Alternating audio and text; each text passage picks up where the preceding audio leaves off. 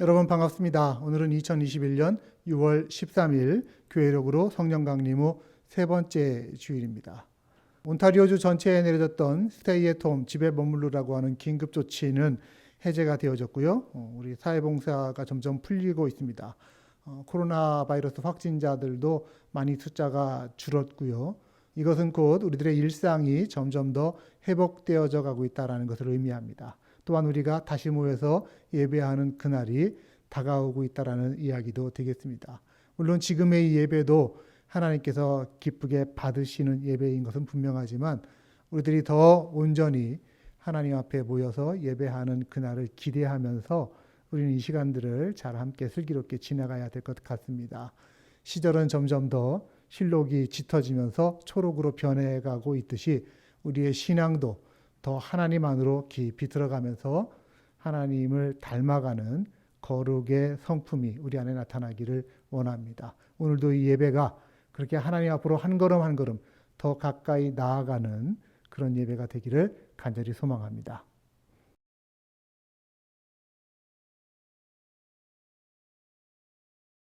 우리가 믿는 하나님은 누구입니까?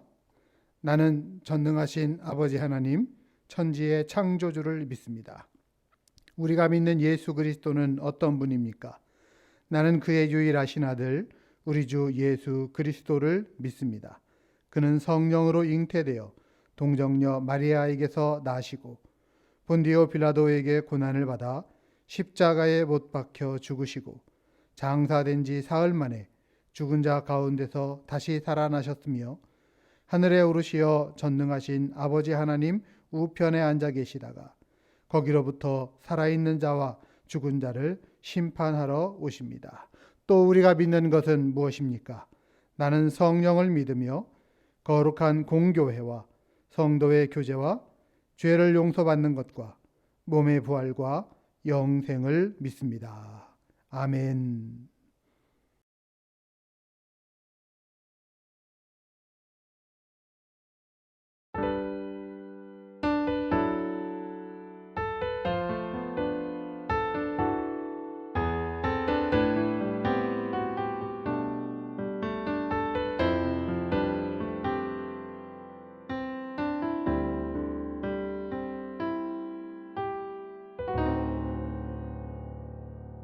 우리 보좌 앞에 모였네. 함께 주를 찬양하며 하나님의 사랑 그 아들 주셨네. 그의 피로 우린 구원받았네. 십자가에서 쏟으신 그 사랑 강같이 온 땅에 흘러 각 나라와 족속 백성 방언에서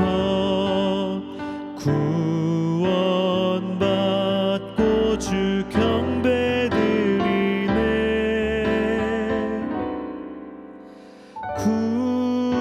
구원하심이 보좌에 앉으신 우리 하나님과 어린 양께 있도다. 구원하심이 보좌에 앉으신 우리 하나님과 어린 양께 있도다.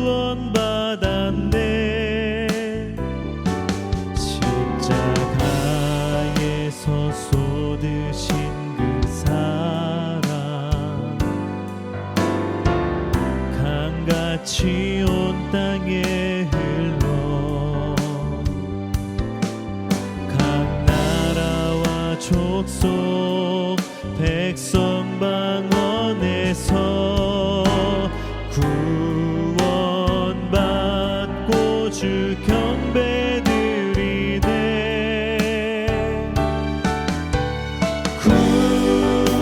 구원하심이 보좌에 앉으신 우리 하나님과 어린 양께 있도다. 구원하심이 보좌에 앉으신 우리 하나님과 어린 양께 있도다.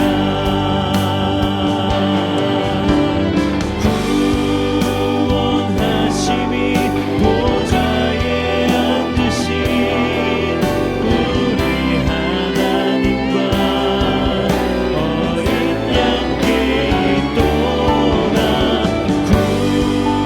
구원하심이 보좌에 앉으신 우리 하나님과 어린 양께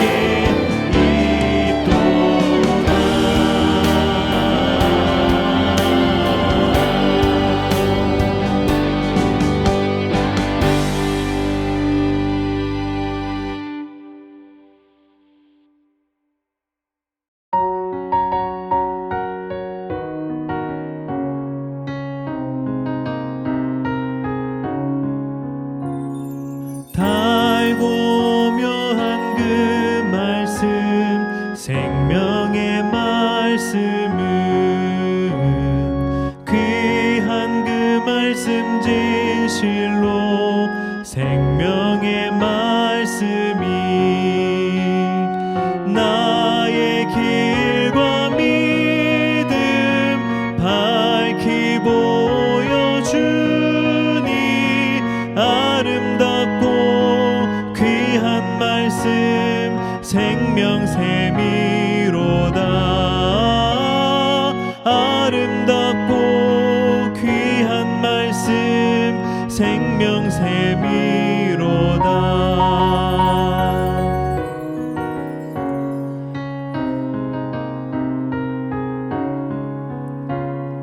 귀한 주님의 말씀은 내 노래 되도다. 모든 사람을 살리는 생명의 말씀을 값도 없이 받아 생명길을 가니 아름답고 귀한 말씀 생명샘이로다. 아름답고 귀한 말씀 생명샘이로다.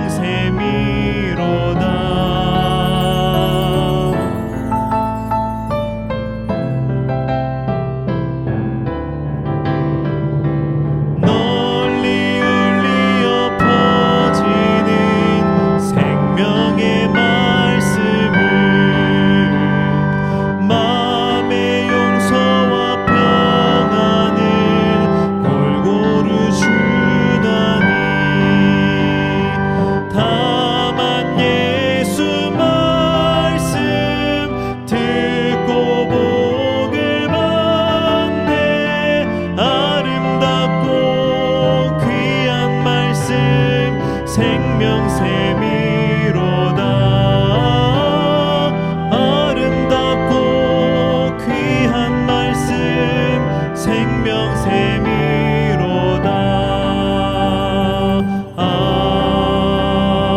아멘.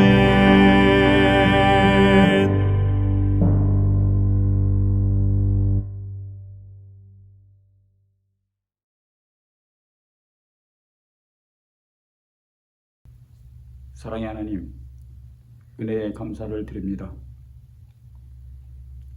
땅과 하늘과 그 가운데 모든 만물을 창조하신 우리 주 하나님, 그 한없는 지혜와 크신 권능을 찬양하며 기뻐 경배드립니다. 저희 성도들을 향한 하나님의 놀라운 구원의 계획과 죄사함의 약속에 넘치는 기쁨으로 우리 하나님께 감사를 드립니다.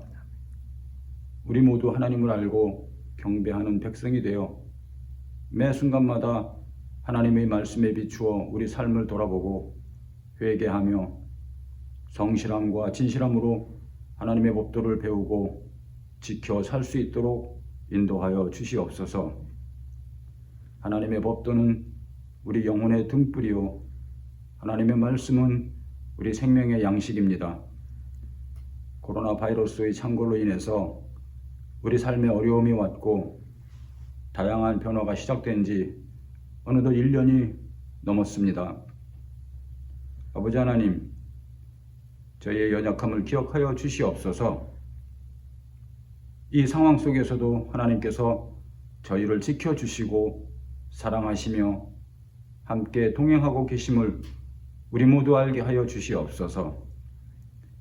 오랫동안 저희가 비대면으로 예배를 드리고 있지만 저희를 향한 우리 하나님의 사랑과 하나님에 대한 우리 교우들의 찬양과 감사는 더욱 깊고 진실함을 우리 하나님께 기도드립니다. 은혜로우신 우리 주 하나님, 지금 각자 처소에서 온라인으로 예배를 드리는 저희 비로보로 파울선교교회 모든 지체들 한 분 한 분 우리 하나님 찾아주시고 대면하여 주시고 응답하여 주시길 간구드립니다. 저희 교우들 각자에게 처한 형편과 상황 우리 하나님께서 잘 알고 계십니다. 가정의 문제, 영과 육체의 건강, 경제적인 상황들 우리 하나님께 기도를 올려드립니다. 큰 어려움에서부터 사소한 문제들까지 저희가 하나님의 음성을 들으며 온전한 길로 인도한 받기를 간구드립니다. 또한 저희 교회 이 시대에 하나님의 비전을 꿈꾸며 선한 청지기의 역할을 넉넉히 감당할 수 있는 교회로 세워주시옵소서. 우리는 하나님의 택한 백성입니다. 우리가 하나님의 법도를 온전히 지켜서 주 하나님 예비하신 영광의 나라에 저희가 들어갈 때에 충만한 기쁨으로 주님과 대면할 수 있도록 인도하여 주시옵소서. 세상 끝날까지 우리와 함께 하신다는 주님의 약속을 믿고 우리 삶에서 아름다운 믿음의 열매가 열릴 수 있도록 인도하여 주시옵소서. 이 예배를 우리 하나님 기쁘게 받아주심을 믿고 살아계신 예수 그리스도의 이름으로 기도드렸습니다. 아멘.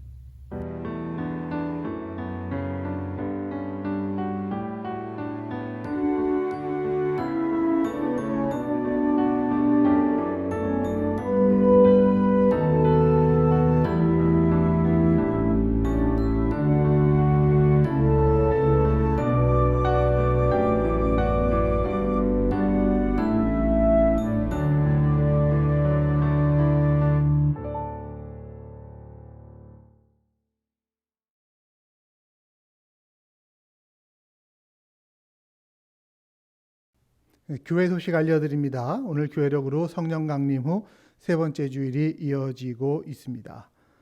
코비드-19 상황, 온타리오주 전체의 긴급 조치는 해제가 되어졌고요. 이제 백신 맞는 인구 비율에 따라서 사회 봉쇄의 내용이 달라집니다. 현재 예배당에서 예배 가능한 인원은 15분 정도로 될 것 같지만 아직은 저희가 공식적으로 함께 모이지는 않습니다. 현재는 개인적으로나 가정적으로 예배당에 오셔서 예배나 기도 또 봉사와 헌금 드롭하시는 정도의 일들은 얼마든지 가능하시니 여러분 용도에 걸맞게 예배당 사용해 주시기를 부탁을 드립니다. 줌 어플리케이션을 통해서 우리 수요일 날 오전 10시 30분 성경 읽기 모임이 계속해서 진행되고 있습니다. 여러분들의 많은 참여를 부탁을 드립니다. 또한 여러분들 굉장히 어려운 중에도 하나님을 향한 물질의 신앙 고백 들으시는 여러분들의 헌금에 대해서 감사를 드립니다. 우리의 모든 헌금들이 안전하고 투명하게 잘 관리되고 또한 집행되고 있음을 여러분들에게 알려드리면서 감사드립니다. 네, 우리 박동준 성도 수술하고서 현재 중환자실에서 일반 병실로 옮겨졌습니다. 회복하는 과정들에 있는데요. 빠르면 이번 주 중에 퇴원해서 집으로 돌아올 수도 있다고 합니다. 계속해서 온전한 치유와 회복을 위해서 여러분 기도해 주시기 바랍니다. 다른 광고들은 주보를 참조하시면 되겠습니다.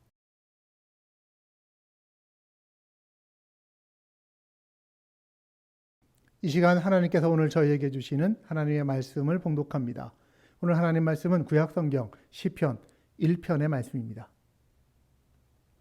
시편 1편 1절부터 6절까지의 말씀을 우리를 향하신 하나님의 말씀으로 저와 여러분이 한 절씩 번갈아 읽도록 하겠습니다.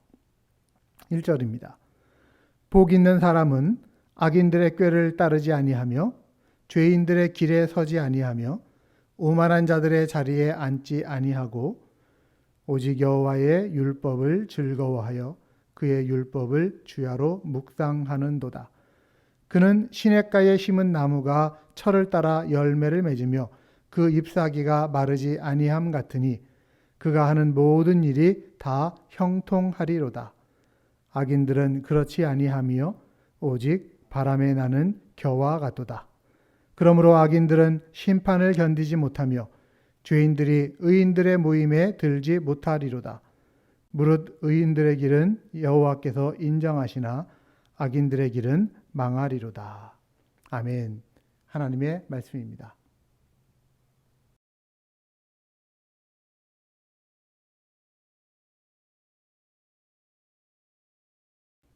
이 시간 봉독한 시편 1편 1절부터 6절의 본문으로 거룩함에 이르는 도구 성경이라는 제목의 하나님 말씀을 증거합니다.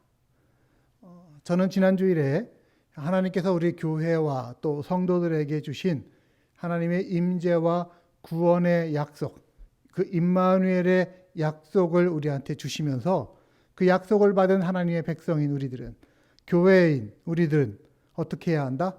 거룩해야 한다라고 하나님이 요구하신다라고 말씀을 드렸습니다. 고린도후서 7장 1절의 말씀이죠. 그런즉 사랑하는 자들아, 이 약속을 가진 우리는 하나님을 두려워하는 가운데서 거룩함을 온전히 이루어 육과 영의 온갖 더러운 것에서 자신을 깨끗하게 하자. 자, 하나님은 우리한테 거룩함을 요구하고 계시다라는 거죠. 그런데 이 하나님이 요구하시는 거룩함이라는 게 뭘까요? 퍼펙트한 완전함을 말하는 걸까요? 아닙니다. 이 세상에 완전한 존재는 오직 하나님 한 분밖에는 안 계십니다. 하나님이 우리에게 요구하시는 거룩함은 완전함이 아니라 어쩌면 온전함이라고 표현하면 더 좋을 것 같아요. 온전함. 굳이 영어로 말하면은 fully devoted 된 거. 하나님 앞에 온전히 드려지고 또 온전히 헌신되어진 그런 모습들. 그래서 우리의 신앙 수준이 사실은 다 각각 다르지 않습니까? 관계없습니다. 어느 단계에 있든지 간에 하루하루 더 나은 방향으로 나아가는 과정과 그 모습이라고 한다면 그게 온전함이라고 하는 것이죠. 성화의 과정을 거치고 있고 거룩함을 닮아가고 있다면 그것이 곧 온전함을 향해 가는 길이다라고 하는 것입니다. 그래서 앞으로 몇 주간 동안 우리 성도를 온전하게 하기 위해서 하나님께서 성도들과 교회에게 주신 선물에 대해서 말씀을 전하려고 합니다. 어떤 선물일까? 지금까지 들어보지 못한 어떤 처음 듣는 신기한 방법이나 그런 신기한 선물을 얘기할까? 아닙니다. 저는 오히려 그 하나님의 선물을 우리 교회의 오래된 전통에서 찾을 수 있다고 생각을 합니다. 즉 이미 하나님께서 허락하신 일반적인 은혜의 방법들이 우리 안에 있다라는 말씀이죠. 예레미야서 6장 16절에 보면 이런 말씀이 있습니다. 나 주가 말한다. 나는 너희에게 일렀다. 가던 길을 멈추어서 살펴보고 옛 길이 어딘지 가장 좋은 길이 어딘지 물어보고 그 길로 가라고 하였다. 그러면 너희의 영혼이 평안히 쉴 곳을 찾을 것이라고 하였다. 여기서 무슨 말을 하냐면 옛 길, 가장 좋은 길, 옛날에 사람들이 다녔던 길이 가장 좋은 길이라는 거예요. 즉 교회와 성도들이 은혜 안에서 자라갈 수 있도록 하나님이 이미 주신 은혜의 수단들이 우리에게 이미 있다라는 얘기입니다. 뭘까요? 우리의 믿음의 성숙을 위해서, 온전함을 위해서, 거룩함을 위해서 하나님이 이미 주신 선물들, 없어서는 안 되는 선물들, 그 첫 번째가 바로 오늘 주제인데 바로 하나님의 성경입니다. 하나님 말씀, 성경. 여러분, 성경은 무엇입니까? 하나님의 책이죠. 성부, 성자, 성령으로 우리와 함께 하시는 그 하나님은 또한 성경으로 우리들과도 함께 하고 계십니다. 그러니까 우리와 함께 하려고 하는 하나님의 노력이 이 성경책 안에 들어있다라고 하는 거예요. 그래서 이 안에는 사랑 가득한 하나님의 마음이 글자로 표현되어 있다. 우리가 그렇게 이해하면 될 것 같습니다. 그래서 우리를 돕기 위해서 하나님이 주신 책이 바로 이 성경책입니다. 우리의 영적 성장에 가장 좋은 길잡이로서 이 성경에 들어가는 내용들 하나님이 직접 정하신 내용입니다. 비록 인간의 손과 마음을 빌려서 쓰셨지만 사람들의 손을 통해서 전달되어져 왔지만 그러나 성경은 우리가 하나님을 알아가는데 가장 좋은 도구가 된다는 것을 여러분들 아시기를 바랍니다. 우리 오늘 본문으로 한번 가볼까요? 시편 1편 아주 유명한 본문이죠. 이 본문에서는 특히 성경의 중요성을 강조하는 내용이 나옵니다. 자, 우선 복된 사람이 누구냐라고 하면서 복 있는 사람과 악인을 비교해서 설명을 하거든요. 1절 보십시오. 복 있는 사람은 악인들의 꾀를 따르지 아니하며 죄인들의 길에 서지 아니하며 오만한 자들의 자리에 앉지 아니한다. 자, 여기 보니까 악인들 시리즈가 3명이 나오네요. 악인, 죄인, 오만한 자. 이거는 똑같은 내용을 다른 표현을 써서 강조를 하고 있는 내용입니다. 악인은 뭐예요? 악인은 표준이 없는 사람이에요. 스탠다드가 없는 사람. 왜 그가 표준이 없습니까? 하나님이 없기 때문에 표준이 없는 것이죠. 하나님 없는 사람한테서 스탠다드, 표준을 기대할 수가 없습니다. 그럼 죄인은 뭡니까? 죄인은 목표가 없는 것입니다. 원래 죄라고 하는 단어가 어떤 그 목표를 향해서 화살을 촥 하고 쐈는데 그 화살이 목표에 빗나가 버린 것, 이걸 가리켜서 죄라고 하는 단어로 표현을 했거든요. 죄인이 뭡니까? 목표를 빗나간 사람, 목표를 빗나간 인생을 살고 있는 것. 하나님 없이 인생을 살다 보니까 목표가 없는 거예요. 있다 하더라도 순간적이고 세상적인 목표에 불과합니다. 그래서 악인은 죄인으로 발전하게 되는 것이죠. 근데 죄인보다 악인보다 더 나쁜 사람이 있어요. 오만한 사람이라는 거예요. 오만한 사람을 한마디로 말하면 뭐냐? 하나님을 거스르는 사람, 하나님을 반역하는 사람, 하나님 없다 하면서 사는 사람, 오만한 사람입니다. 자, 보세요. 복된 사람은 어떤 사람이라고요? 악인들의 꾀를 따르지 않는다. 꾀는 이 머릿속에 생각이거든요. 악인의 삶이 어디서부터 시작합니까? 악한 생각에서부터 시작됩니다. 이렇게 악인의 생각이 나오고 그러고 난 다음에는 죄인의 길이 나오죠. 이어서 오만한 자의 자리가 등장합니다. 자, 여기 쓰여진 3가지 동사가 보니까 이것도 똑같아요. 악인들의 꾀를 따른다라고 하는데 이 말은 walk, 걷는 거예요. 또 죄인의 길에 선다, stand 하는 겁니다. 그 다음에는 오만한 자의 자리에 down, sit down, 앉는 거예요. 한참을 그 길을 걸어가다가 서요. 그리고는 서서 주저앉는 것입니다. 우리가 악인의 꾀를 따라서 걷다 보면 죄인의 길에 서게 되고요. 죄인의 길에 서 있다 보면은 나도 모르게 오만한 자의 자리에 주저앉게 되어진다라는 말씀이죠.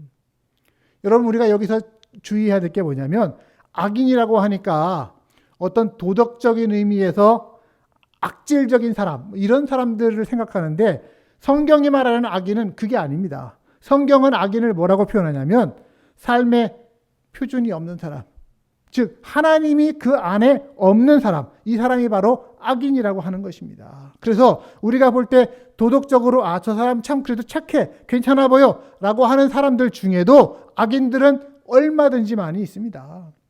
하나님 없이 살아요. 하나님 없는 생각을 따라 살다 보니까 목표가 없는 삶의 습관들이 생겨나고 결국 그 습관대로 살다 보면 자기 의지와 관계없이 하나님을 대적하는 인생으로 나아가게 되는 것이죠. 이런 인생을 가리켜서 악인이고 죄인이고 오만한 자다. 성경은 이렇게 말하고 있습니다. 반면에 복 있는 사람은 어떤 사람이냐? 2절입니다. 복 있는 사람은 오직 여호와의 율법을 즐거워하여 그의 율법을 주야로 묵상하는도다. 자, 복 있는 사람은 여호와의 율법을 즐거워하는 사람이라고 말하네요. 여기서 여호와의 율법이란 하나님 말씀, 즉 우리식으로 하면 성경을 말하는 것입니다. 특별히 하나님을 지칭하는 여러 이름들 중에 여호와라고 하는 이름을 쓰고 있어요. 이 여호와는 I am that I am, 뭐예요? 나는 창조자다, 나는 스스로 있는 자다 라고 하는 의미의 여호와입니다. 그래서 과거에도 계시던 분이고 지금도 계시고 앞으로도 계실 분이라고 하는 의미로서 여호와입니다. 그렇기에 여호와의 율법이라고 하는 말은 영원하신 하나님의 율법이기 때문에 시간과 공간을 초월하는 삶의 원리가 된다라는 뜻입니다. 그래서 어느 시대나 어느 지역에서나 변하지 않는 절대적인 기준이 되는 하나님의 뜻, 이것이 우리의 삶의 진정 복 있는 삶으로 이끌어가고 있다는 것. 그런 삶이냐라는 묻는 것입니다. 여러분은 이 하나님의 말씀을 얼마나 즐거워하고 있습니까? 복 있는 사람은 그 여호와의 말씀으로 인해서 즐거워하고 그 말씀을 밤낮으로 묵상하는 사람이래요. 즐거워한다. 하나님의 말씀이 내게 딱 와요. 그러면 그 말씀을 기쁨과 즐거움으로 반응하는 것입니다. 하나님의 말씀을 통해서 하나님의 뜻을 깨닫는 것을 기뻐하는 것입니다. 그리고 그 말씀을 따르며 순종하는 삶이, 그게 하나님 말씀을 즐거워하는 삶이죠. 그리고 묵상한다라는 것도, 묵상이라고 하니까 어떤 분은 그냥 조용히 눈 감고서 명상하듯이 이게 묵상인 것처럼 생각하시는데, 이렇게 가만히 이렇게 명상하다 보면은 졸아요. 그냥 사람이. 저도 해봤거든요. 명상하는 것처럼 이렇게 하다 보면 졸아요. 이게 졸다가 스스로 가버리는 이런 입신적인 게, 이게 묵상이 아닙니다. 묵상은 뭐냐면 원래 히브리어에서 그 뜻이, 우리가 서당에 가서 책을 읽을 때 큰 소리를 읽잖아요. 그런 것처럼 힘을 다해서 소리내서 읽는 것, 이것이 묵상입니다. 그 소리내서 읽으면서 내가 이 말씀에 동의합니다. 내가 이 말씀을 중요하게 여깁니다. 내가 이 말씀 따라 살겠습니다. 라고 하는 강력한 의지를 되새기는 것, 이것이 묵상이에요. 그러니까 복 있는 사람이 어떤 사람이냐? 하나님 말씀을 따라 살고자 하는 자기의 뜻, 의지를 숨기지 않고, 그리고 그 말씀을 따라서 한 걸음 한 걸음 걸어가는 사람, 이런 사람을 성경은 복되다, 복 있는 사람이다, 이렇게 말하고 있다는 말씀입니다. 자, 이런 두 인생, 악인의 인생이 있고 복 있는 자의 인생이 있습니다. 이 두 종류의 인생의 마지막 결과가 어떻게 될 겁니까? 성경은 뭐라고 얘기합니까? 5절 6절입니다. 그러므로 악인들은 심판을 견디지 못하며 죄인들은 의인들의 모임에 들지 못하리로다. 무릇 의인들의 길은 여호와께서 인정하시나 악인들의 길은 망하리로다. 여러분은 하나님이 인정하시는 인생길을 지금 걸어가고 계십니까? 하나님 말씀을 따라서 살아가면서 하나님이 여러분의 인생을 인정하고 계시느냐라는 거예요. 아니면 하나님 없이, 표준 없이 그저 망해버린 인생들의 길을 뒤쫓아가고 계시지는 않습니까? 너무나 이거는 중요한 문제입니다. 결국 우리가 망할 인생을 살고 있는지, 아니면 하나님이 인정하시는 복된 인생이 될 것인지, 우리의 선택입니다. 여러분, 하나님께서 오늘 우리에게 성경을 주셨고요. 우리는 그 성경이 우리에게 어떤 의미가 있는지를 지금 생각해 보고 있습니다. 성경은요, 이 세상적인 책이 아니에요. 세상에서 어떤 인생의 원리나 세상적인 최고가 되기 위한 길, 아니면 어떤 자기 개발을 다루는 그런 책이 아닙니다. 어떤 분들 보니까 설교한다고 하고서 성경 한 구절 읽어놓고 그리고 나서는 세상적인 얘기하고 자기 개발 얘기하고 뭐 이러면 이거는 하나님 말씀이 아니죠. 엄밀한 의미에서. 성경 안에는 하나님을 아는 지식이 들어있습니다. 아멘입니까? 네. 그래서 그 성경을 통해서 우리는 구원을 얻는 지식과 그리고 믿음과 순종의 유일한 기준들을 발견해 나가게 되는 것입니다. 디모데후서 3장 15절부터 17절 말씀. 성경은 능히 너로 하여금 그리스도 예수 안에 있는 믿음으로 말미암아 구원에 이르는 지혜가 있게 하느니라. 모든 성경은 하나님의 감동으로 된 것으로 교훈과 책망과 바르게 함과 의로 교육하기에 유익하니, 같이 읽어볼까요? 이는 하나님의 사람으로 온전하게 하며 모든 선한 일을 행할 능력을 갖추게 하려 함이라. 성경의 목적이 이거라는 것이죠. 구원에 이르는 지혜가 있게 함으로써 하나님의 사람으로 온전하게 하고 모든 선한 일을 행할 능력을 갖추도록 하는 것, 이것이 성경의 목적입니다. 특별히 그 성경에 여러 내용들이 있지만 그 중에 우리의 구원을 위해 성경이 가장 핵심적으로 증거하는 내용이 뭐냐?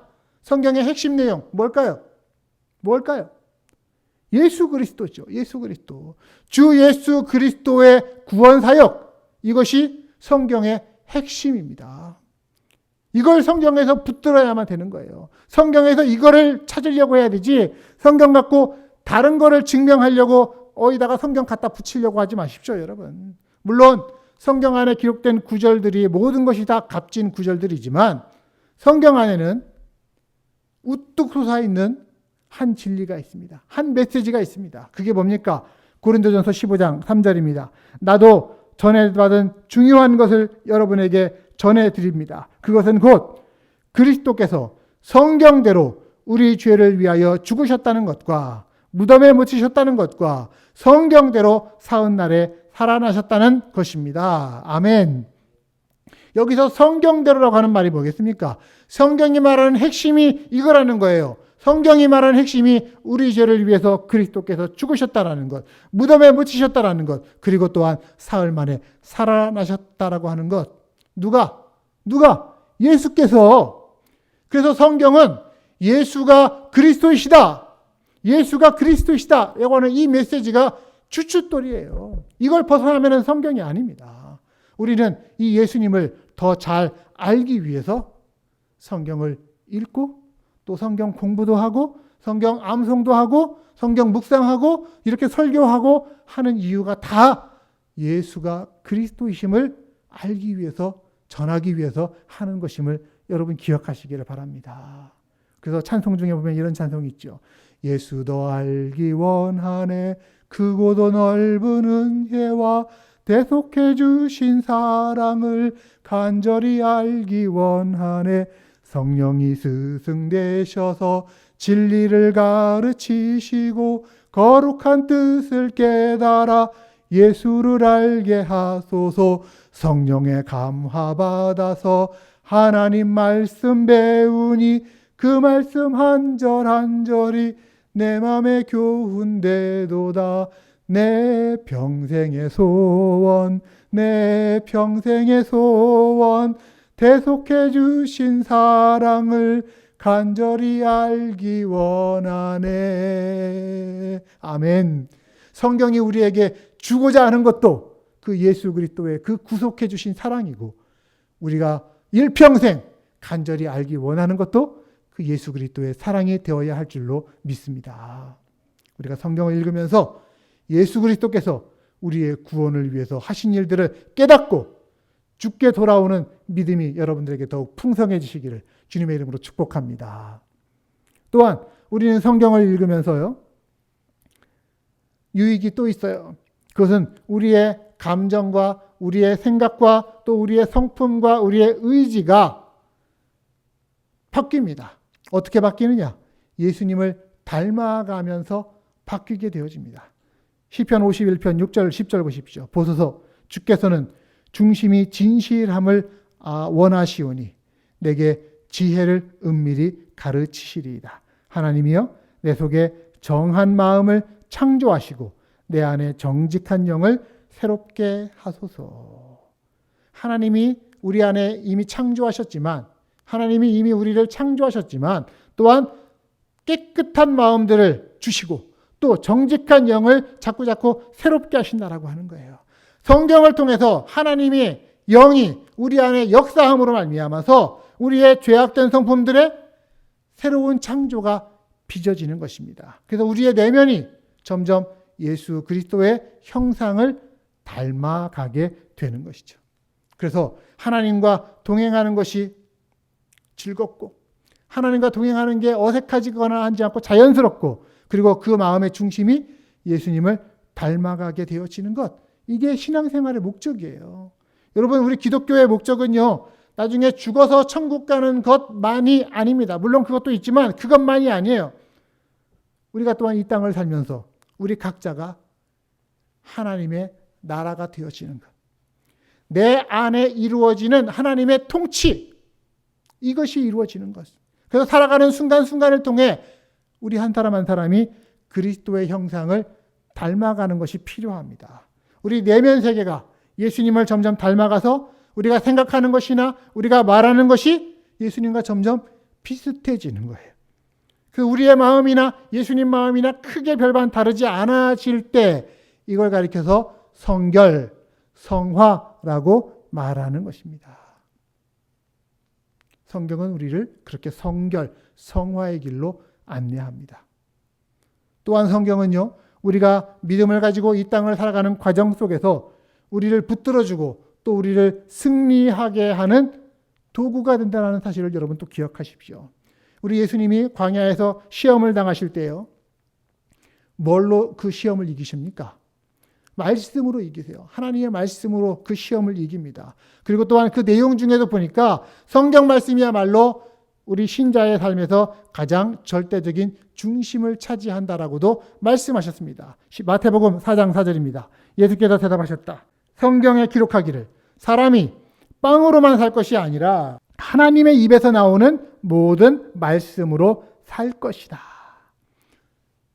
하나님 믿는 자라면 빵만으로 사는 게 아니라는 거예요. 그보다 더 근본적인 우리의 양식은 하늘 양식입니다. 하나님의 입에서 나오는 그 모든 말씀, 성경의 말씀이 우리의 양식이 되는 줄을 믿습니다. 그리고 그 성경을 가까이 하면서 나아갈 때 어느새 성경이 우리를 지켜주고 여러 가지 시험에서 이기게 할 줄로 믿습니다. 더 나아갑니다. 시편 119편 11절을 볼까요? 내가 주님께 범죄하지 않으려고 주님의 말씀을 내 마음속에 깊이 간직합니다. 자, 여러분, 이 말씀을 반대로 하면은 뭐예요? 내가 주님의 말씀을 내 마음에 두지 않으면 어떻게 된다고요? 그러면 나는 주님께 범죄하게 될 겁니다. 라고 하는 의미예요.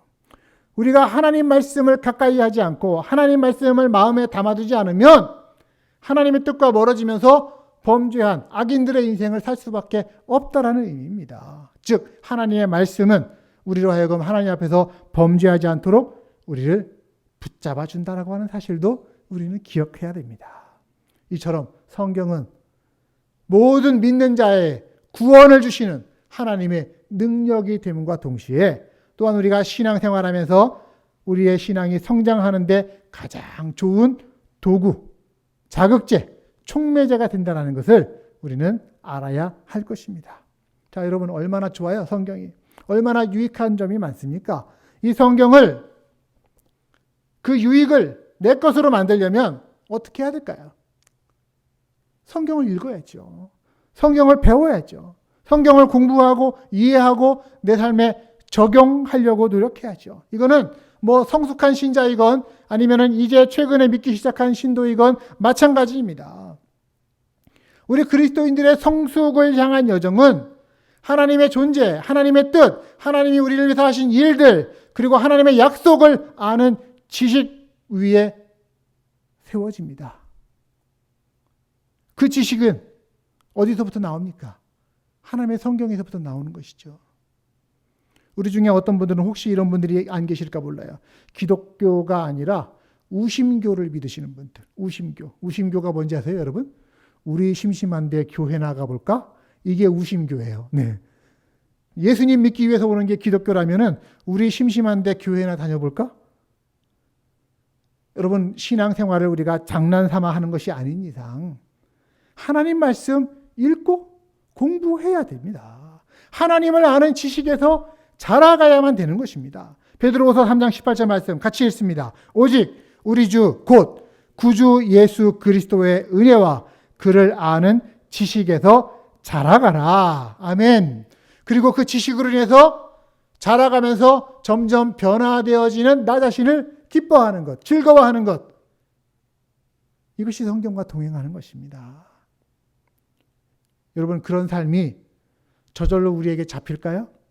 교회에 내가 출석하고 적을 두고 가만히 있으면 시간이 지나면서 저절로 우리에게 이루어질까요? 아니에요. 하나님이 정하신 방법이 있습니다. 그건 뭐냐면 의도적으로 경건에 이르기 위한 훈련이 필요한 것입니다. 디모데전서 4장 7절 말씀을 들으십시오. 망령되고 허탄한 신화를 버리고 경건에 이르도록 내 자신을 연단하라. 여기서 연단이라는 게 훈련이거든요. 훈련. 의도적으로 해야 되는 거예요. 의도하지 않으면, 내가 그거를 목표 삼지 않고 집중하지 않으면 경건한 삶은 절대 이루어지지 않습니다. 훈련한 것에 의도를 갖고서 나아가는 것입니다. 여러분, 우리 남성분들은 아마 군대를 다녀오셔서 훈련소를 기억하실 텐데, 그 훈련소에서 생활하다 보면은 저는 깜짝 놀랐어요. 야, 군대라는 데가 이렇게 나의 숨겨진 능력을 일깨워 주는 곳이구나. 왜? 그냥 머릿속으로 생각할 때는 나 그런 훈련 절대 못 받아 라고 했던 건데도 가서 해보니까 받아지는 거예요. 해지는 거예요. 그리고 다른 사람보다도 잘하기도 하는 부분들도 드러나는 거예요. 이게 왜 그러냐? 군대에 있는 교관들, 또 조교들, 이런 사람들이 저를 훈련을 시킵니다. 그러다가 보니까 제가 그냥 머릿속으로는, 어쩌면 나 자신이 갖고 있는 힘만으로는 스스로 못하는 거를 자꾸자꾸 옆에서 훈련시켜 주는 거예요. 그러면서 연습을 시켜줌으로써 내가 그것을 어느새 할 수 있는 사람으로 만들어가고 있다는 것입니다. 여러분, 이게 훈련의 능력입니다. 영적 훈련도 마찬가지입니다. 우리가 하나님의 사람으로서 하나님을 닮아가기 위해서 의도적으로 자신을 훈련시킬 필요가 있다라는 것을 우리는 알아야 됩니다. 나 스스로는 도저히 할 수 없는 것 같지만, 그러나 하나님이 위로부터 주시는 능력을 받아서 나의 모든 노력을 거기에다가 쏟아붓는 거예요. 집중하는 거예요. 그런 영적 훈련을 통해서 어떻게 됩니까? 하나님 앞으로 한 걸음 한 걸음 더 나아갈 수 있게 되는 것이죠. 여러분, 구체적으로 성경을 통해서 어떻게 훈련해야 합니까? 어떻게 성경을 더 가까이 해야 됩니까? 저는 여러분에게 할 수 있으면 매일 시간을 정해서 꾸준히 성경을 읽으시라고 말씀을 드리고 싶어요. 그냥 1년 내내 처박아뒀다가 내가 1년 동안 성경 못 읽었으니까 내가 한 주간 동안 집중해서 성경 처음부터 끝까지 읽어야지. 근데 물론 그 마음과 자세는 좋습니다만 성경은 꾸준히 매일매일 양식으로 읽는 것이 좋습니다. 특별히 성경을 읽는 방식은 통독이라고 하는 방식이 좋아요. 그러니까 성경 처음부터 끝까지 해서 읽어가는 건데, 저희 교회가 지금 연중 성경 읽기를 매년 하고 있지 않습니까? 저는 그것을 해마다 우리의 마음에 벽돌 한 장 쌓는다라고 하는 그런 마음으로 여러분들과 함께 진행하고 있습니다. 1년에 내 마음에 하나님 말씀의 벽돌을 한 장을 쌓겠다라는 마음으로 그렇게 하나하나 쌓아가는 것. 1년에 한 장 쌓는다니까 너무 조금 멀어 보이시면은 하루에 한 장씩 쌓아서 1년에 365개의 벽돌을 쌓는다라는 그런 마음으로 성경을 읽어가시는 거예요. 그래서 교회에서 진행하는 그 성경 읽기 스케줄 함께 하시면 참 좋습니다. 또 성경 읽을 때 혼자 읽는 것도 좋지만 함께 읽으시는 게 좋습니다. 가능하면 함께 신앙생활하는 그 공동체와 같이 성경을 읽어가는 거예요. 특별히 여러분들 교회 안에는요, 성경과 동행하면서 살아갈 수 있는 여러분이 되게 하기 위해서 여러분을 돕기 위해 준비된 사람들이 있습니다. 누가 있습니까? 우선은 목사가 있죠. 목회자들. 그들은 기본적으로 성경 교사의 직분을 가진 사람들입니다. 여러분, 구약시대에 성경 학사였던 에스라라고 하는 사람이 있었는데 그가 어떤 결심을 했냐면 에스라 7장 10절입니다. 에스라가 여호와의 율법을 연구하여 준행하며 율례와 규례를 이스라엘에게 가르치기로 결심하였더라. 즉 에스라는 자기의 사명이 뭐라고요? 내가 하나님 말씀을 연구하고 따르면서 그것을 백성들에게 가르치는 것이 내 인생의 사명이다. 이렇게 여겼다는 거예요. 그러니까 오늘날 목회자를 비롯한 성경 교사들의 가장 모범이 되는 사람이 바로 이 에스라라고 할 수가 있습니다. 여러분, 교회에게 목회자를 주신 이유가 뭔지 아십니까?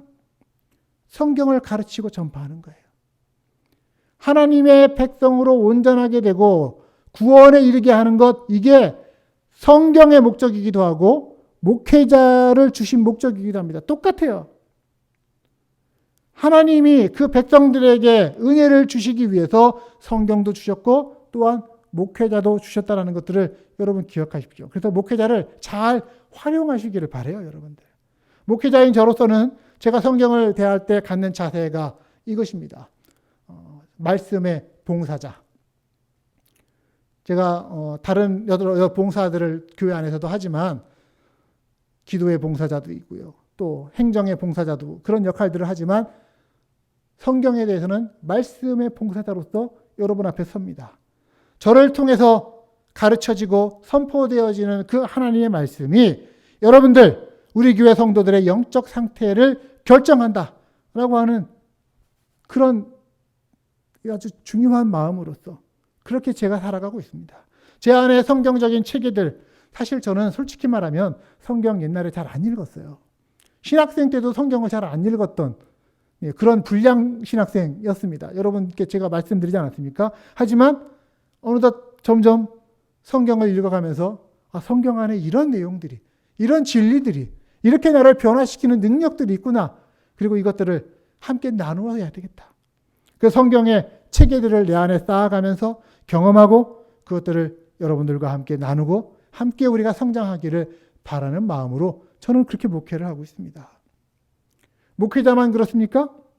교회 안에서 함께 믿음의 길을 가는 여러분들의 동료들 있지 않습니까? 성경 읽기는 여러분들의 동료들과 같이 하면은 좋은 거예요. 매일매일의 삶 속에서 하나님의 흔적을 찾도록 서로 격려하고 서로 나누는 것입니다. 그럴 때 전에는 가보지 못했던, 전에는 혼자 갔던 길을 그때는 함께 가게 되어지는 거죠. 지금 수요일 날 성경 읽기 모임이 온라인으로 진행되고 있다고 말씀드리지 않았습니까? 많은 분들이 참석은 하지 못하고 계세요. 하지만 거기 지금 참석하시는 분들을 보면은 제가 깜짝 놀라요. 탁월한 성경적인 안목을 가지시는 분들이 굉장히 많습니다. 물론 안 그러신 분들도 있어요, 여러분. 그러니까 그렇게 안목이 없다고 하시는 분들도 오시기를 바랍니다. 거기에 오셔도 돼요, 충분히. 그런데 탁월한 안목을 가지신 분들을 보면서 그분이 어떻게 그런 성경에 탁월한 안목을 갖게 되었을까? 물론 어떤 처음부터 갖고 태어난 은사, 재능도 물론 있었겠지만 그렇다고 해서 그것이 그 사람은 처음부터 원래 태어날 때부터 그렇게 성경에 탁월한 은사를 가지고 있어서 이렇게 폄하할 수 없어요. 왜냐? 어떤 한 사람이 그 분야에 탁월한 실력을 갖게 되기까지는 그가 그 분야에 노력했고 끈기 있었고 쌓아놓았던 시간들이 그의 실력을 결정하는 것입니다. 어떤 사람이 성경 읽기에 성경에 탁월한 실력과 안목이 있다고 한다면 그것은 그가 그 시간 동안 많은 시간을 들이고 많은 노력과 끈기를 통해서 성경과 동행했다라고 하는 증거가 되는 것이죠. 여러분, 성경 읽기에 가장 중요한 방법 중에 하나가 뭔지 아십니까? 그거는 노력과 끈기예요. 그 노력과 끈기는 천부적인 재능이 없는 사람도 얼마든지 할 수 있습니다. 마음만 먹으면. 성경을 마음에 담는 것이 유익하다라는 것을 내가 깨닫고 거기에 끈기 있게 노력한 사람은 결국 어디까지 이르게 된다? 성경에 대해서 탁월한 경지에까지 이르게 되는 것입니다. 저는 여러분들 모두가 성경에 탁월하신 분 되기를 원합니다. 그러기 위해서 성경과 끈기 있게 동행하면서 성경을 붙드실 수 있기를 부탁드립니다. 자, 말씀 마무리합니다. 성경은 뭐라고 그랬어요? 우리의 구원을 얻게 해줄 뿐만 아니라 성경을 통해서 우리는 날마다 거룩해져 간다. 그래서 성경을 읽어야 되고 성경을 권면해야 되고 성경을 가르치는 것이 우리에게 필요합니다. 디모데전서 4장 13절 말씀입니다. 내가 갈 때까지 성경을 읽는 것과 권면하는 일과 가르치는 일에 전념하십시오. 이 말씀은 원래 사도 바울이 한 말이에요. 네라고 하는 게 사도 바울이지만 예수님으로 바꿔 읽어도 큰 문제 없습니다. 우리는 주님 다시 오실 그때까지 성경과 친구가 되어지고 성경을 읽고 성경을 통해 서로 권면하고 성경을 가르치는 일에 전념해야 될 것입니다. 유진 피터슨이라고 하는 유명한 신학자분이 계신데 이분이 쓴 책 중에 한길 가는 순례자라고 하는 책이 있어요. 굉장히 유명한 책이거든요. 근데 이 한길 가는 순례자라고 번역된 한국어 제목의 원래 영어 제목이 뭐냐면 저는 원래 제목이 훨씬 더 마음에 들어요. 안 되는 영어지만 해보겠습니다. A long obedience in the same direction. A long obedience in the same direction. 좀 쉽게 풀으면 한 방향으로의 오랜 순종. 이걸 왜 한길 가는 순례자라고 번역했는지. 한 방향으로의 오랜 순종. 이 좋은 말을 놔두고요. 내 평생 한 곳을 향해서 어디? 하나님을 향해서 흔들리지 않고 오랜 시간 걸어갑니다. 그렇게 한 방향으로 계속해서 순종하면서 나아가다 보면 어떻게 됩니까? 결국에는 특별한 열매를 맺게 되고 그 삶이 가치 있는 삶이 될 것입니다. 우리가 가는 모든 영적 여정이요. 한편으로는 우리가 감당해야 할 훈련이기도 하지만 또한 근본적으로는 하나님이 우리한테 베푸시는 은혜라는 것을 여러분 잊지 마시기를 바랍니다. 우리 안에 성경을 통해서 하나님 알고 싶어하는 마음이 있어요? 어디서부터 온 겁니까? 하나님이 주신 거예요. 성경을 통해서 예수 그리스도의 구원 사역을 깨닫고 싶은 마음, 하나님이 우리한테 주시는 마음이에요. 하나님이 주시지 않으면 우리는 결코 그 마음을 가질 수가 없어요. 그런 점에서 우리의 모든 믿음은 하나님의 선물입니다. 빌립보서 2장 13절은 이렇게 말합니다. 하나님은 여러분 안에서 활동하셔서 여러분으로 하여금 하나님을 기쁘시게 해드릴 것을 염원하게 하시고 실천하게 하시는 분입니다. 즉 하나님과 동행하는 삶을 우리가 간절히 바라고 원한다라고 하는 그런 우리의 갈망도 사실은 하나님이 주시는 은혜라고 하는 것입니다. 선제적인 은총이에요. 그런 하나님의 은혜에 대해서 우리가 해야 할 일들이 또한 있죠. 뭡니까? 하루하루 하나님의 뜻, 하나님의 방법에 순종하기를 결단하면서 따라가는 것입니다. 하루하루 성경과 동행하면서 자신을 훈련하는 것입니다. 그래서 저는 이 말씀을 여러분들과 드리고 싶어요. 우리 한번 따라할까요? 훈련에서 은혜로, 은혜에서 다시 훈련으로. 네, 무슨 얘기입니까? 모든 게 우리한테 달린 것 같지만 사실은 하나님께서 이 일을 시작하셨고 진행하고 계십니다. 아멘? 하나님 은혜입니다. 그러나 또한 모든 게 하나님께 달린 것 같지만 우리가 감당해야 될 것들을 감당하지 않으면 우리한테 이루어지는 것은 아무것도 없습니다. 우리의 훈련입니다. 그래서 훈련에서 은혜로, 또한 은혜에서 다시 훈련으로, 그렇게 사이클을 자꾸 반복해 나가는 거예요. 사랑하는 여러분, 여러분이 은혜 안에서 성장하기를 진정 원하신다면 성경의 그 좁은 문으로 들어가시기를 바랍니다. 마태복음 7장 유명한 구절 있죠? 좁은 문으로 들어가라. 멸망으로 인도하는 문은 넓고 그 길이 널찍하여서 그리로 들어가는 사람들이 많다. 생명으로 이끄는 문은 너무나도 좁고 그 길이 비좁아서 그것을 찾는 사람이 적다. 넓은 길이 아니라 좁은 길, 성경과 동행하는 길을 찾고 구하실 수 있기를 바랍니다. 그렇게 성경과 동행하면서 한 방향으로 오랜 시간 하나님 말씀에 순종하다 보면 결국 온전한 삶을 향해 한 걸음 한 걸음 걷고 있는 여러분 자신을 발견하게 되실 것입니다. 그러다 보면 하나님이 그 성경을 통해서 우리에게 주시고자 하는 열매를 우리의 삶에 맺게 될 거예요. 어느덧 우리의 삶이 거룩하여지고 온전해지고 예수 그리스도를 닮은 삶이 된 것을 알아차리게 되실 것입니다.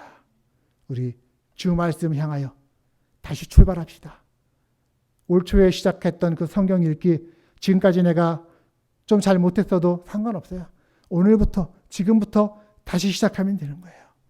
주 말씀 향하여 다시 출발하는 여러분들을 축복합니다. 하나님 말씀과 동행하며 구원 얻는 은혜, 거룩해지고 성숙해지는 은혜에 도달하는 여러분들 되시기를 주님의 이름으로 축복합니다. 기도합니다. 하나님 아버지 고맙습니다. 우리로 하여금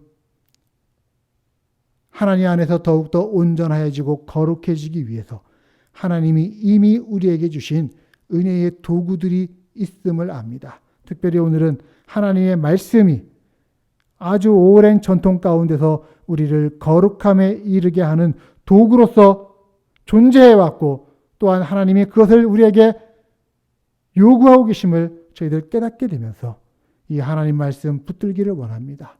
하나님 말씀과 동행하기를 원합니다. 하나님 말씀에 순종하기를 원합니다. 세상의 넓은 문이 아니라 성령의 좁은 문으로 들어갈 수 있기를 원합니다. 그래서 생명으로 들어가고 구원으로 들어가고 예수 그리스도를 닮은 성숙으로 들어가서 온전한 열매를 맺는 저희들 모두 다 되게 하여 주옵소서. 예수님 이름으로 감사하며 기도합니다. 아멘. 자, 우리 말씀 생각하면서 함께 찬송합니다. 찬송가 546장, 주의 약속하신 말씀 위에 굳게 섭시다.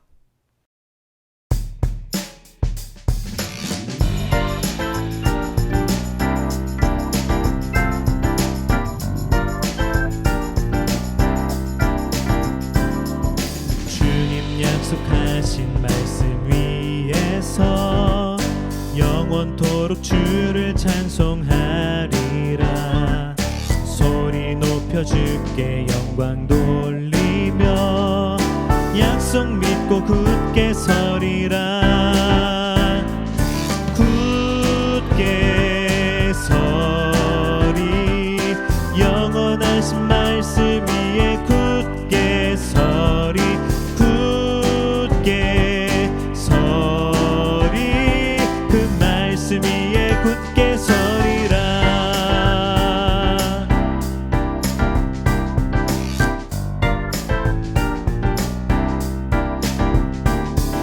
주님 약속하신 말씀 위에서 세상 염려 내게 엄습할 때에 용감하게 힘써 싸워 이기며 약속 믿고 굳게 서리라. 굳게 서리 영원하신 말씀 위에 굳게 서리. 굳게 서리 그 말씀 위에 굳게 서리라.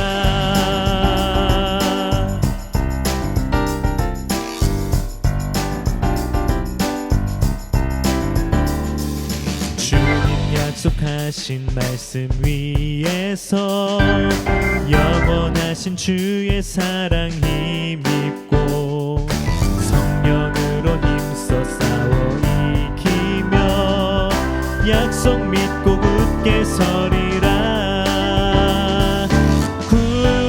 굳게 서리 영원하신 말씀 위에 굳게 서리.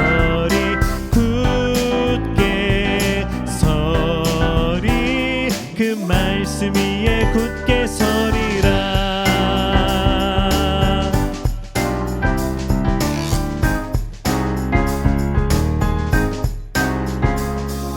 주님 약속하신 말씀 위에서 성령 인도하는 대로 행하며 주님 품에 항상 안식 얻으며 약속 믿고 굳게 서리라. 굳게 서리 영원하신 말씀 위에 굳게 서리. 굳게 서리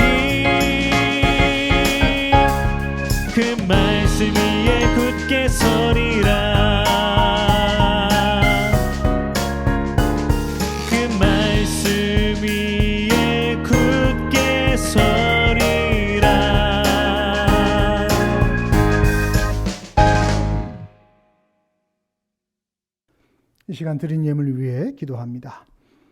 사랑하시는 아버지 하나님, 이 시간 머리 숙여, 아니 마음 모아 주께 기도하는 우리의 기도에 주님 귀 기울여 주시는 줄을 믿습니다. 우리가 각자의 처소에서 하나님 앞에 예배하지만, 그러나 서주의 성소를 향하여, 하늘 성소를 향하여 우리의 심령의 문을 열고 기도할 때 주님께서 우리의 기도에 마음을 두시는 줄을 믿습니다. 주님, 우리의 기도를 들어주시고 주를 경외하는 자들에게 하나님이 주시는 선물들로, 은혜들로 채워 주시옵소서. 어려운 일 당할 때에 주님의 인자와 진리로 우리를 돌보아 주시옵소서. 우리가 영원히 주님의 장막 안에 머물면서 주 날개 아래 피하기를 원합니다. 우리의 마음이 때로는 약해질 때 주님께 부르짖습니다. 주님, 부르짖는 소리를 들으시고 우리를 높은 바위 위로 인도해 주시옵소서. 주께서는 우리의 피난처가 되시며 견고한 성이 되어 주시는 줄을 믿습니다. 때로는 우리가 감사한 일이 있을 때, 찬송하며 주를 향한 감사를 높이 드릴 때 주님, 우리의 감사를 통하여 하나님 영광 받아 주시옵소서. 우리의 기쁨이 하늘 끝까지 올려지는 온전한 기쁨 되게 하여 주시옵소서. 이 시간 봉헌의 시간을 맞아서 우리가 정성스럽게 주님 앞에 봉헌의 예물 드립니다. 우리가 이 봉헌의 시간들을 귀하게 여기며 우리의 시간이, 또 우리의 물질이, 우리의 인생을 하나님 앞에 드린다라는 그 마음으로 이 물질들을 드립니다. 드려지는 물질들 하나하나에 담긴 하나님을 향한 사랑과 믿음의 고백들을 주님 기쁨으로 받아주시고 주께 드리는 우리의 마음을 주님의 것으로 붙잡아 주시옵소서. 주님이 동행하시며 주님 주시고자 하는 은혜들로 우리의 심령을 채워주심으로 말미암아 우리가 이 세상 살아갈 때 곤고하거나 낙심되거나 두렵고 떨림 가운데 있지 아니하고 오직 주님으로 말미암아 평안하며 안전히 거하며 또한 감사가 우리의 입술에서, 우리의 심령에서 넘치도록 주님 우리 삶을 주장하여 주옵소서. 하나님, 육신적으로 연약한 자들 너무나 많이 있습니다. 스스로의 회복과 치유를 기다리고 있는 자들, 지금도 몸 안에 있는 병마 때문에 고통과 싸우고 있는 자들, 하나님 안에서 하나님의 은혜를 간구하면서 기다릴 때에 하나님 치유의 손길을 펼쳐주시옵소서. 회복의 은혜를 주님 주시옵소서. 그래서 하나님이 모든 병의 의사가 되어주시고 하나님이 우리의 육신의 치유자가 되어주신다는 것들을 경험하며 또한 하나님 앞에 찬양할 수 있는 삶으로 이끌어 주시옵소서. 하나님, 우리 마음 가운데도 낙심된 것들이 있다면 주님께서 새롭게 해주시옵시고 그 영혼을 소성시켜 주시옵소서. 하나님을 알고 인생의 목적과 의미를 알고 하나님 주시는 기쁨과 희락이 넘치는 삶이 되어질 수 있도록 날마다 그 삶 가운데 주님 기쁨의 은혜를 회복시켜 주시옵소서. 아버지, 우리가 간절히 바라고 소망하는 것들 하나하나 주님께서 아시오니 우리의 기도와 간구보다 더 좋은 하나님의 은혜들로 채워 주시옵소서. 이제는 하나님이 우리에게 주신 은혜의 도구, 거룩함에 이르기 위한 하나님의 말씀을 우리의 손에 들고 우리의 심령에 품고 한 방향으로 오랜 시간 그 성경과 동행하며 순종하기를 다짐하면서 구원에 이르는 길을 찾기를 원합니다. 하나님 안에서 성숙에 이르고 온전함의 열매를 얻기를 원합니다. 이렇게 간절히 원하는 자들 머리머리 위에 하나님 주시는 은혜와 복을 선언합니다.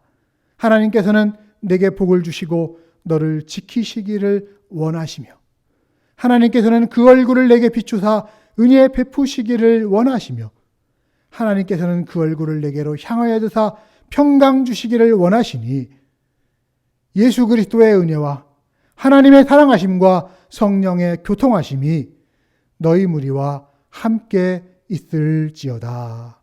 아멘.